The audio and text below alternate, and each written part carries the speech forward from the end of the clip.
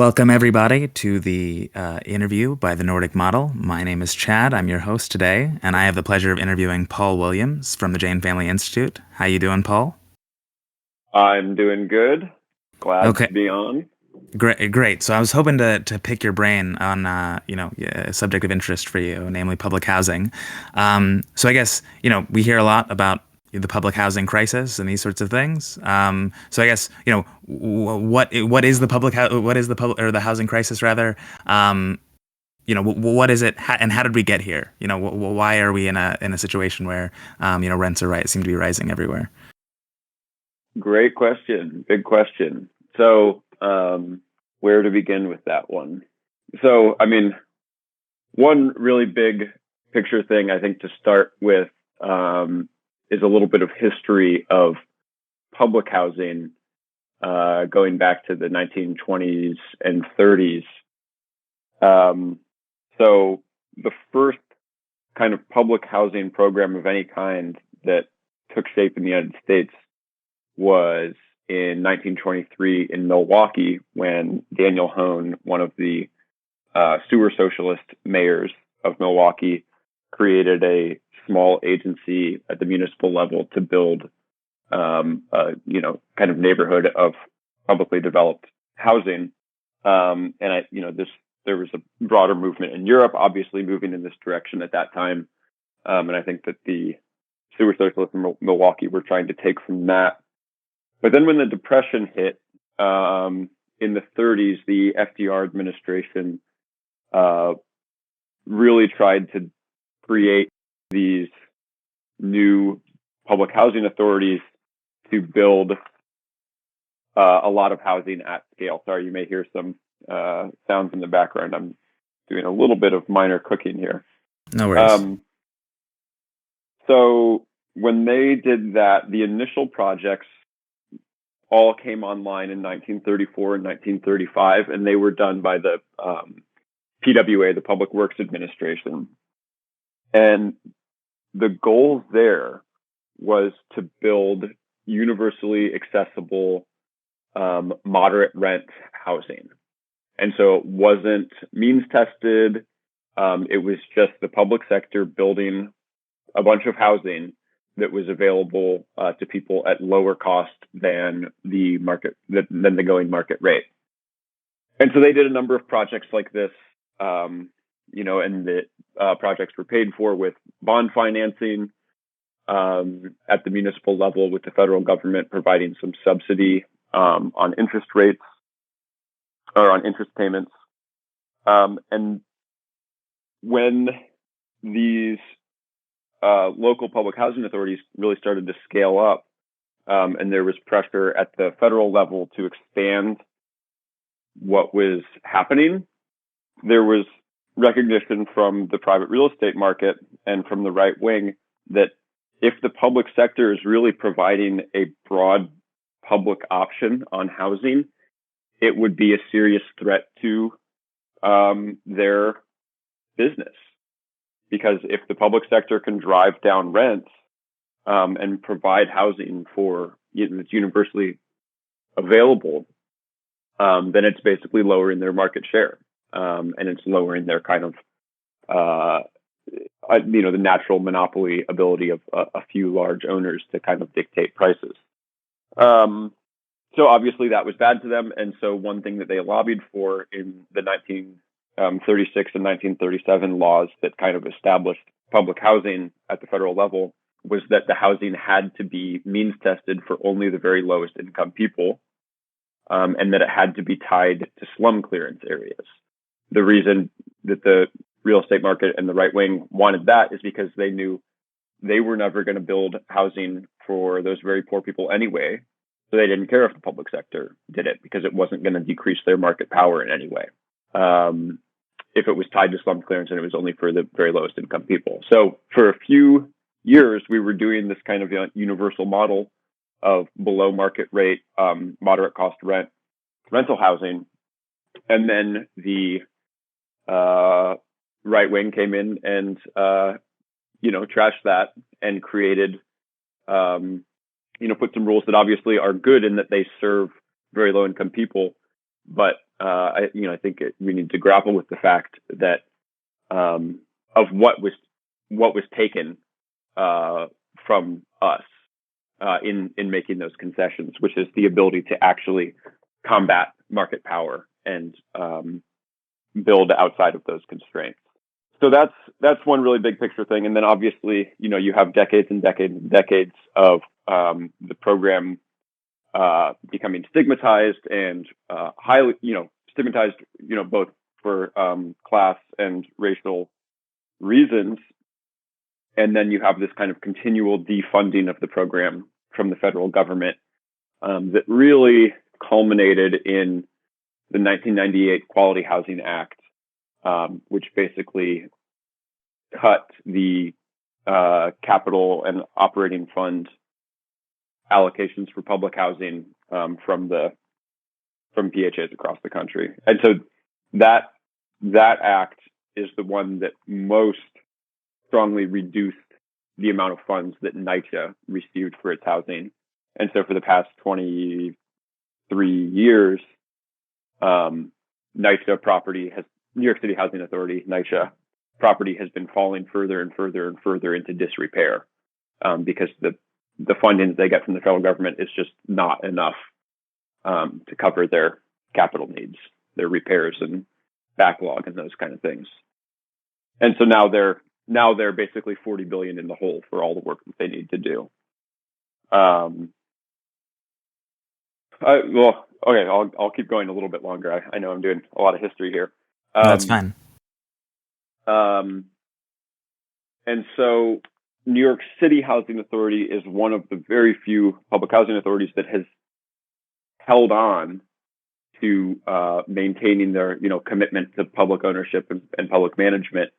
Most of the other public housing authorities in the country have moved their properties into what's called the rental assistance demonstration or a number of other Section 8 programs, kind of offloaded them into RAD, which privatizes management. New York City Housing Authority has held on, trying to hold out for more Section 9 money or another plan to maintain public provision of housing. And so they're really deep in the hole right now. And so now so that kind of brings us into the current moment where we have Build Back Better, which would provide some capital funds to public housing authorities for these, repairs backlogs.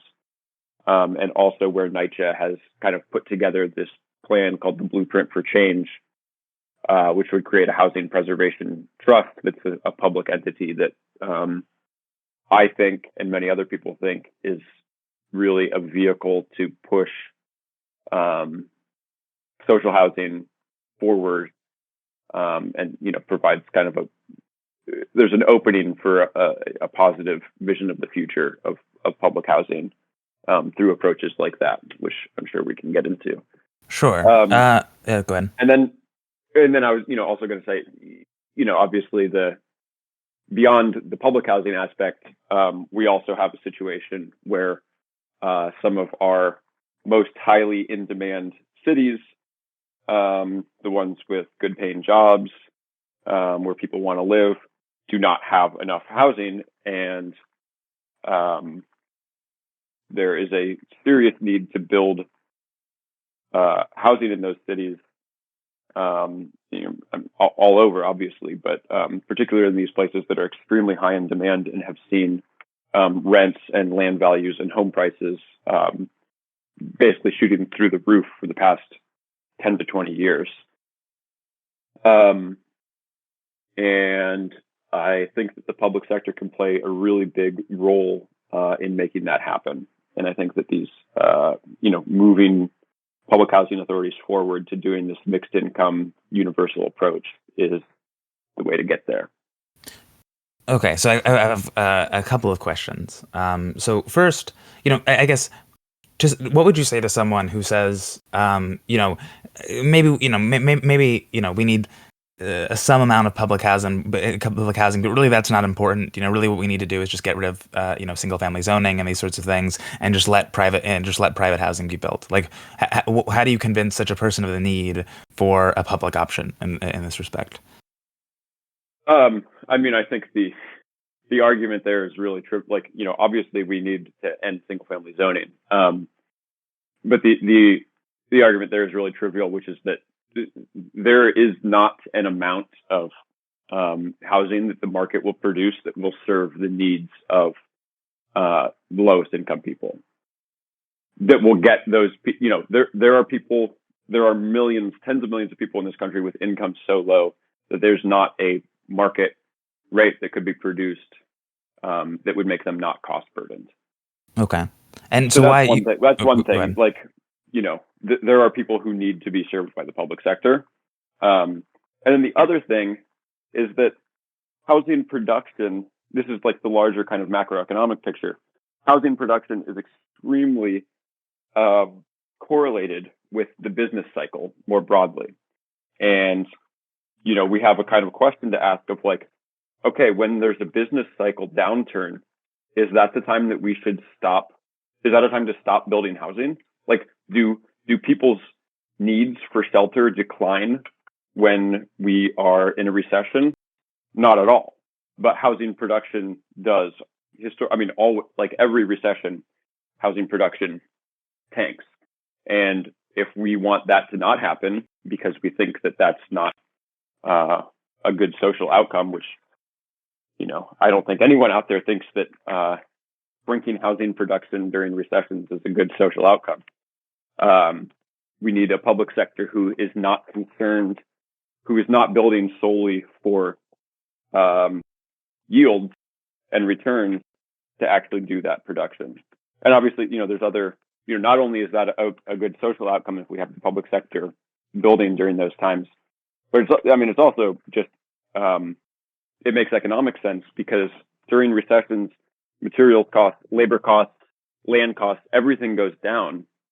And the public sector can take advantage of those lower costs during the recession to build even more than they're able to during boom cycles. Okay, and per dollar. Okay, that makes sense. So you mentioned that the kind of the way to move forward, in your view, was transitioning from sort of what we currently do now, where we sort of just provide means tested housing to people with very low incomes, and moving that towards a world in which we provide in essence like mixed income, not means tested universal housing. Can you explain why you think why that's the way forward for Sure. public housing? Yeah, I think there's a couple of things there. One is that is the way to produce housing without the need for those limited in supply federal subsidies. So like the basic picture for like producing subsidized housing is that your cost to build, like the amount of money that you have to pay construction workers and producers of materials, is higher than what the rents will bring in if you're renting it for a price that is affordable to people with those low incomes. So you need a subsidy from the federal government to cover that difference in order to pay back your debt, right? And so the way that we do that now is we have the low income housing tax credit, where we basically provide tax credits to investors to give them incentive to be equity investors in these subsidized properties, or we have community development block grants, or we have project-based or tenant-based rental assistance, which provides rental subsidy to the owner. All of those programs exist basically to do one thing, which is make up the difference between what the rents can pay for and what the actual costs are. And so, and that's a great way to serve a lot of people. If you put those dollars out there, you can serve a lot of people, right? But what the mixed income approach allows you to do is make up the difference for between those low rents and your actual costs with other rents in the building that are actually higher than your actual cost.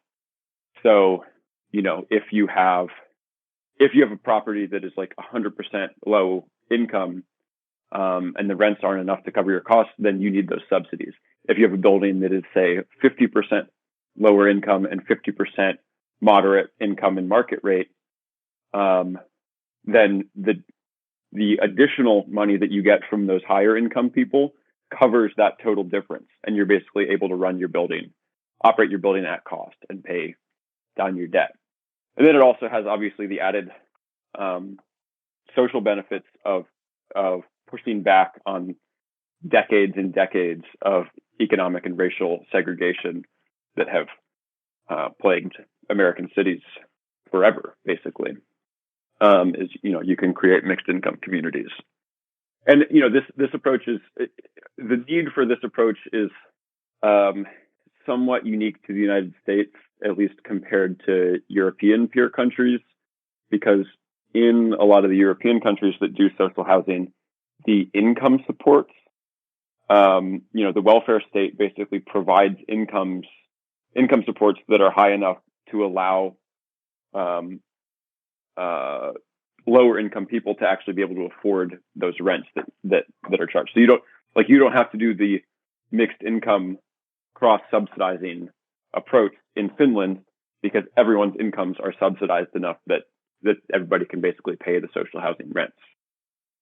But in the United States, where we don't have those huge income supports, the cross subsidized model solves that problem and also pushes back against the decades of segregation problem. Does that make sense? Yeah. So yeah, that makes sense, because I think one thought that someone who, a listener to this podcast who's all about like universalism and these sorts of things, I thought that might occur to them would be essentially that that there is, even if like entry into the housing isn't means tested, right? Like the rents kind of are, right? Like you are if you're lower income, you're paying lower rents, and so some people, I could see some questions about why that is, right? Like in general, we don't like these, the sort of like implicit marginal tax rates that come from that. But as you've explained it, if I'm understanding correctly, the idea is, we do this sort of because it's a necessity based on where we are right now, where we can't rely on, for example, like federal support to provide that money, and so we sort of need people to pay for each other, in essence. Totally. Yeah. You can think of it like a mini welfare state within a building, right? Like the people who have higher incomes are paying more into the overall system, so that the lower income folks in the building can live there and not pay a level of rent that is unaffordable to them. And I think that there's obviously questions about like what is the long term. I think longer term, bigger picture, what we probably want is just a much better welfare state that can provide those income supports, so that we don't even have to do that thing. Don't even have to do this cross subsidy thing, just because income supports are enough to make the social housing rents affordable to everyone, or we have a tight enough labor market or enough trade unionism that where wages are able to be driven up enough. I think we need all of those things, but in order to really turn the corner on how we build publicly developed housing, the mixed income cross subsidized approach seems like the most viable path forward out of the kind of rut that we're in. Sure.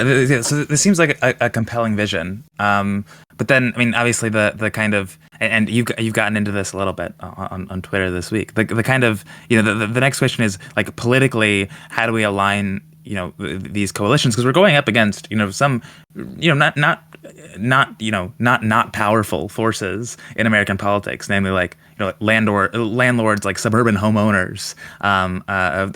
That's more related to like single family zoning. So how, and then frustratingly, there's sort of a coalition of leftist people who, again, should be in favor of certainly at least public housing, building more housing, but seem both unresponsive to making laxer zoning laws and allowing more multifamily units to be built because there's some fear of, I think, displacement is one of the primary fears, or if it's not just some kind of strange, like like developers shouldn't make money or something like that. Right. And so how do we align these coalitions of people such that we can actually get these done? Because I think at the very least, I would assume amongst the leftist people, at least I hope, right, that there's some that they should be natural allies, right? So how do we sort of align these interests and get this done? Yeah, I mean, I think that the way I've talked about it with people is that like the socialist and social democratic left wants a bigger and stronger role for the public sector in the provision of public or public option goods. And, and part of that is it's a way to decrease market power over production, quality, quantity, pricing, all of the things that all of the things about production, that social democratic people and socialist people, all the critiques that they have about, the way that the market allocates goods, and why having the public sector intervene and do more is important. And then there's also the more housing production folks, the Yes in My Backyard folks, who want to change zoning laws to allow more housing production. And so I think there's a natural opportunity for coalition there, where it's like, yeah, I want the public sector to do more stuff. This person wants more housing. Let's have the public sector build a bunch of housing, right? Housing, like, we need to build housing. It's, the public sector should have a huge role because they can decrease market power and provide for the people who the market isn't going to serve. And I think that, there's definitely opposition to like that kind of coalition, but I think that, if social housing production is our goal, like, we need to take any opportunity for coalition that we can. And so, yeah, I mean, that's one thing. And then obviously, I also think like on the zoning stuff, there is gentrification was like a huge topic that has kind of like fallen a little bit out of favor as like the preferred term. And I think that displacement, I think that what happened is that like it all got boiled down to displacement as like the big thing that people are, like that we want to prevent. Like, we don't want people to be like displaced from their homes, or like have their homes like sold off as assets to like the highest bidder and like all of this stuff. And I think, and there's a lot of reasons that happens in the development of cities. But I think that, in New York, to take an example, right? Like, New York passed the HSTPA in 2019 that expanded rent stabilization protections to a lot of people, and increased those protections against displacement. And now there was recently this proposal to upzone Soho NoHo, which is a neighborhood in Lower Manhattan. And there was opposition from a lot of homeowners and landowners in that area, and with the guise of like, oh, this is going to this is all for developers and it's all like going to do all this displacement. But it's the plan that was proposed was going to add a huge amount of subsidized housing, and Soho NoHo is one of the richest neighborhoods with the highest land values in New York City. Like, this is an extremely rich neighborhood, and we have all of these protections to prevent against displacement, and we have all this production happening. And I think that, the case, like, if we leave zoning alone and leave production alone in these like ultra wealthy neighborhoods, all we're doing is inflating land and asset prices for people who are already incredibly rich, which is like not at all something that I think we should be doing. Like, the reason that these folks are able to have these like huge asset values, due to increasing land costs, is because it's a huge in-demand area and there's not enough housing to go around. So people just bid up prices up and up and up and up and up. And that's not really an egalitarian outcome. And I think that upzoning the rich and having these displacement protections in place is a great way to increase the total production without having the displacement that I think a lot of people fear happening. And I think that, and then of course, you have single family zoning stuff. And I think California has done the right thing with, moving in the right direction with the duplex and ADU laws that they're putting into place, to basically push back on the power of single family zoning and allow people to build 2 or 3 units and accessory units in the backyards on, any property in the state. And I think that we need all of those things, like if we're really going to scale, like there's no way we're going to scale the public sector housing production up fast enough to actually like fully alleviate the housing crisis.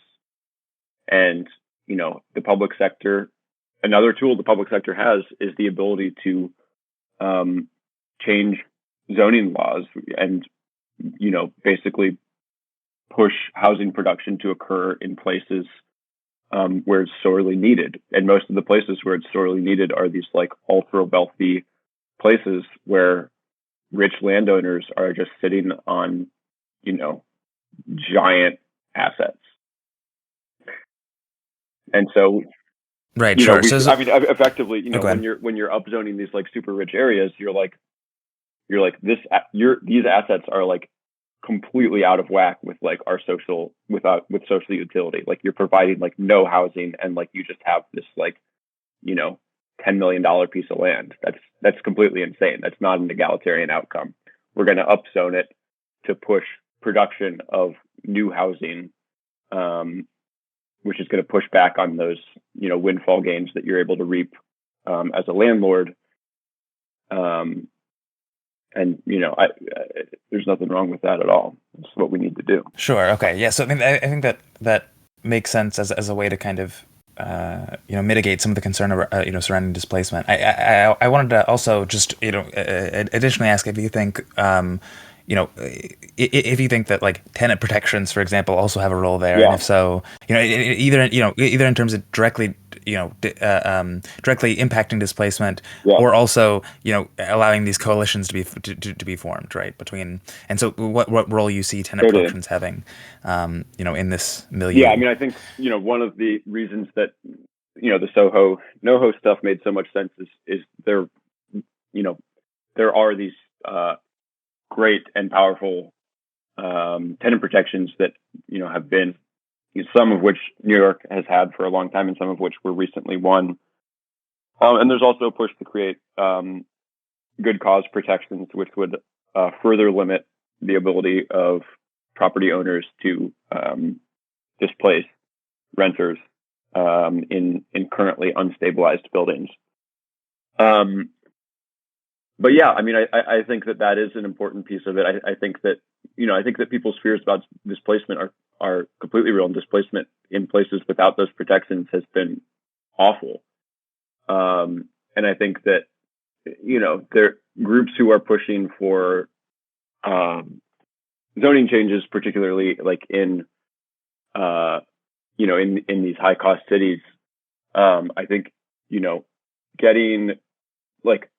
giving full support for all of the tenant protections that can be won at the state and local level to prevent displacement is a really important part for building that coalition. But like I said, I also think that these super rich neighborhoods are the right place to start, right? Like if you're upzoning the west side of San Francisco, like there's not like the displacement of displacement is not really the fear there, right? The opposition to that is like very rich people recognizing that their property values are not going to keep going up and up and up if there's more housing production. Right. And so, I think aligning on, an upzone the rich campaign is something that can get a broader base of support and can move the ball forward they can move the ball forward a lot on this.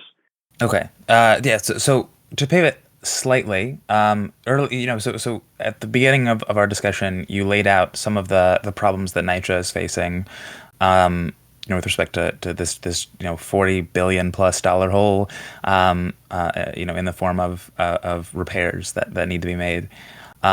So you've also you've done some writing and then gotten into a little bit of Twitter discourse about the NYCHA's kind of proposed solution. Could you talk a little bit about what that proposed solution is, and then maybe make some of the opposition that we saw particularly from like NYDSA make sense to me, because it doesn't. Yeah, sure. So basically the proposal for NYCHA is to create a new agency at the state level called the Housing Preservation Trust. And what the Housing Preservation Trust would do is, be a fully public sector agency, and NYCHA would land lease, 99-year lease its properties to this Housing Preservation Trust. That would make the Housing Preservation Trust eligible for these Section 8 vouchers from HUD at the national level. And those vouchers, on average across the whole portfolio, would basically be a 50% increase in the level of subsidy that NYCHA gets per unit. So currently, on average, they get about $1,200 per unit in tenant rent plus subsidy. And with this approach, they would be able to get to $1,800 or $1,900 per unit.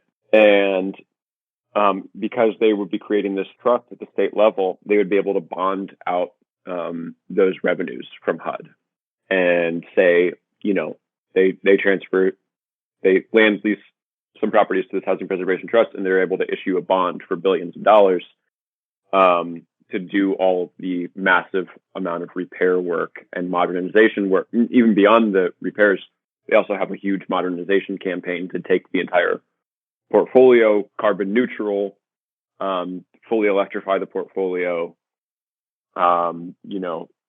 They're doing all this work with heat pumps to transition away from like everything that's coal powered, or boilers and all these other different things that they do. It would allow them to get that upfront capital that they need to do all of that work, and they would really be able to implement like a Green New Deal for NYCHA. The opposition to this it really stems from the fact that one piece of it stems from the fact that NYCHA would be issuing bonds on this revenue from HUD. And I think that the fear is that bond buyers are people in the marketplace who want to get their money back. And that if you allow NYCHA to sell bonds to banks or pension funds or whoever, then those folks who are buying bonds are gonna, come in and, for some reason NYCHA is not going to be able to pay, and then these guys are going to come in and like demand all of these terrible changes at the NYCHA properties. The problem, of course, with that argument is, there's a number of problems with that argument. One is that there are issues with doing bonds for some public sector projects, but those issues are for historically for long-term operating cost bonds, where you'll always hear about cities doing kind of scoop and toss with their bonds, where they just like issue a new bond. They're basically just refinancing over and over and over for operations expenses. what's going on here at NYCHA is this is a one-time large capital project, which is exactly what this type of public debt is designed for. And so, if you have your revenues from HUD, and what your costs are, and you underwrite for a debt coverage ratio that allows you to make those payments, then it's a one and done kind of deal. It's not like this long term, like we're just gonna NYCHA's gonna like keep taking out these costs and like dig themselves into a hole. So, and I think also part of it is kind of this fear of financialization. Like financialization is this big thing, and the wolves are at the door, and it's going to be 1975 again, and all the banks are going to take over the city. But and obviously that was bad in 1975. But also interest rates were like 14% for municipal bonds in 1975. Interest rates for municipal bonds now are like 2%. It's like an extremely different situation. Bigger picture, like in the macro world, we're moving into a very low interest rate environment that I think most people expect to stay for a long time. So we're in very different worlds from the past when bonds have created trouble for cities, and this is also a project that is very different from the type of bond projects that created trouble for cities in the past. And I think it is like it's a complicated thing, and I think people have a right to be afraid of projects going wrong and things like that. But really, the big question is like, we got like seniors on fixed income in buildings with broken elevators and broken heating. Like, how long are we asking those people to like forego repairs, to keep putting off those repairs in order so that like we can somehow stop the city from taking out public debt? Like is that more important? Like I think the biggest concern of NYCHA residents is they want repairs now, and here we have a program that will allow us to maintain public provision and make those repairs happen.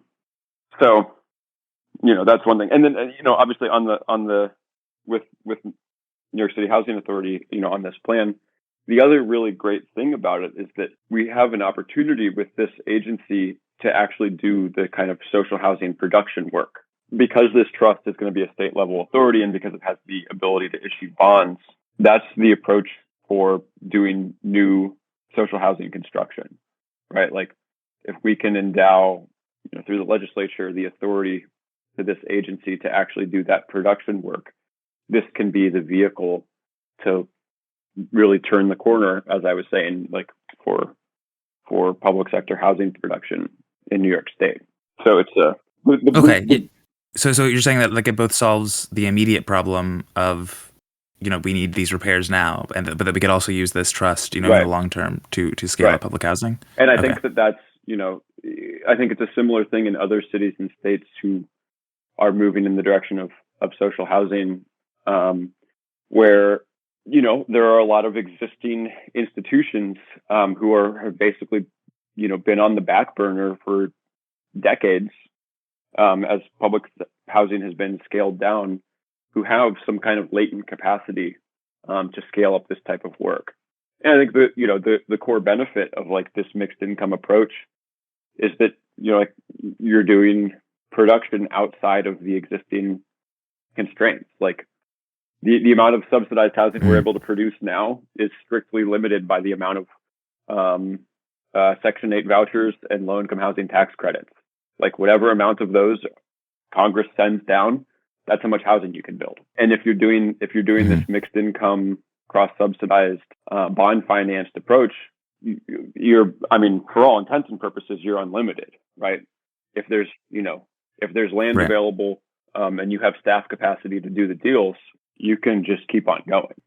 This seems especially important given that, we're maybe looking at the Democrats losing the Senate for, another decade or so, totally. Right? And so being that's the case, we can't rely on federal support, Totally. or at least not more than whatever we get from the BBB Right. agenda. So Yeah, um, that's I'm, certainly that seems like a major that's the only solution is to operate outside of the federal government in right. some way. And I think this is, the even, the kind of 10-year thinking on this, at least for me, is like, in order to get this type of in order to get institutions built at the federal level to advance this kind of public sector development, social housing agenda.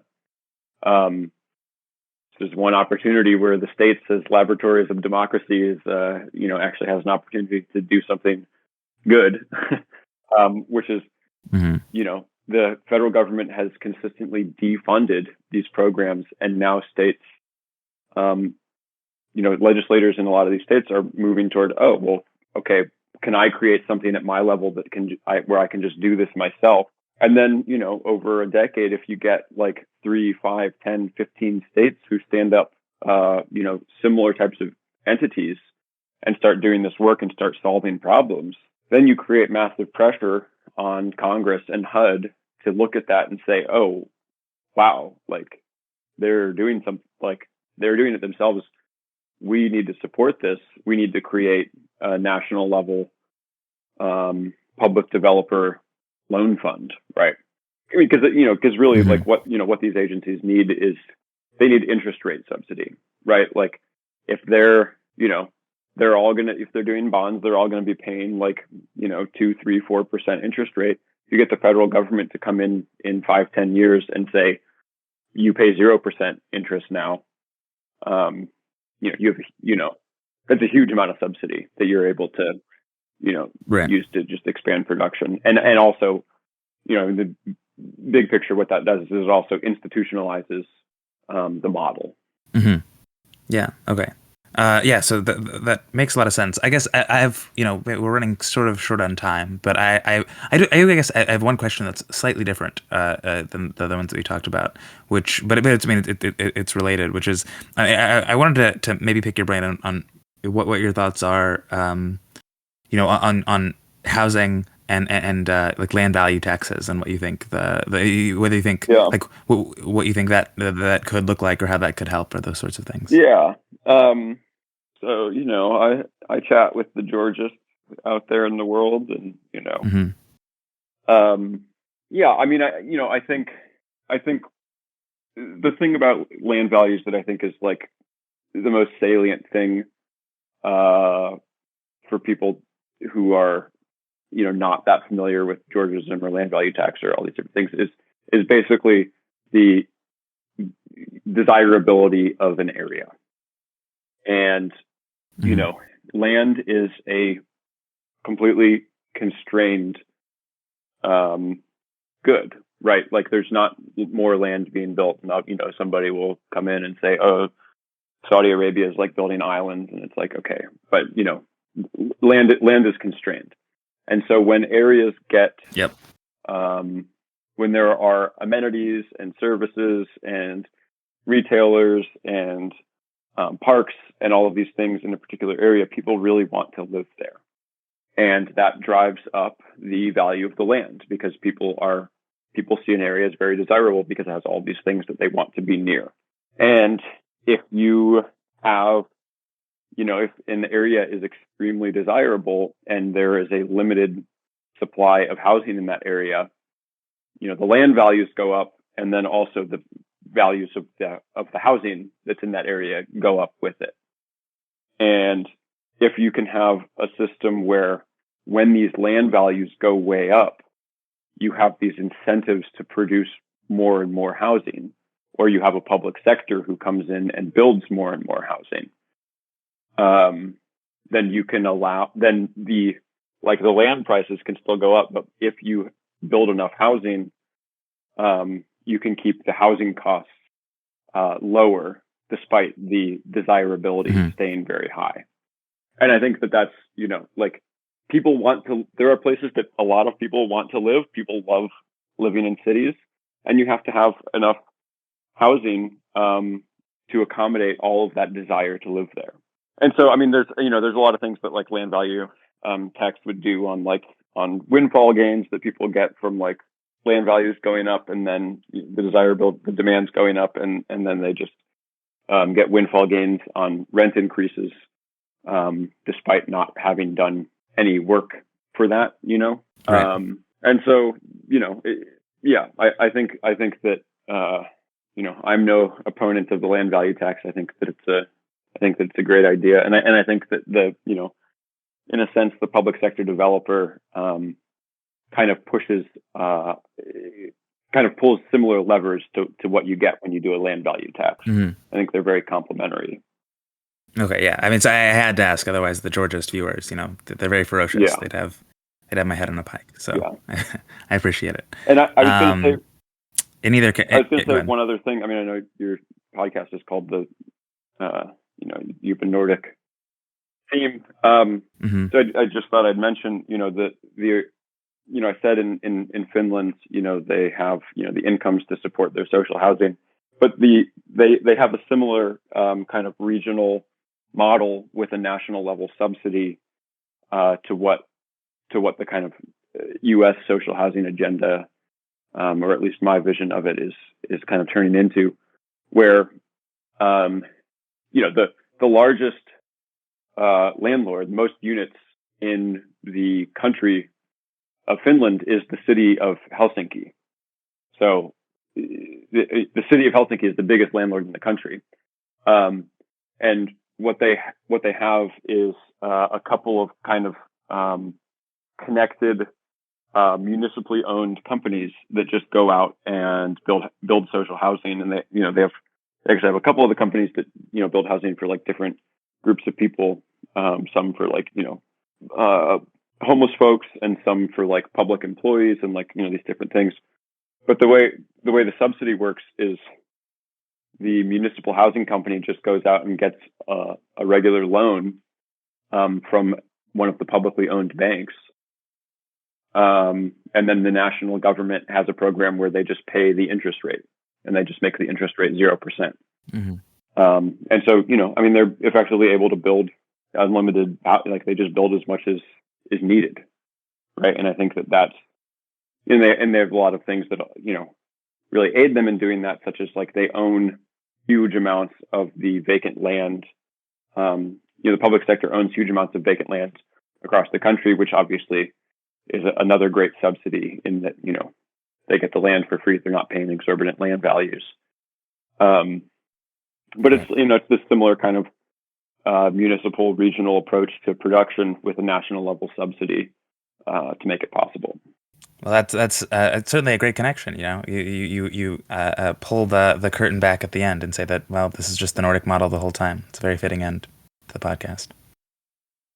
Thank you so much for coming on and talking. Yep. I really appreciate it.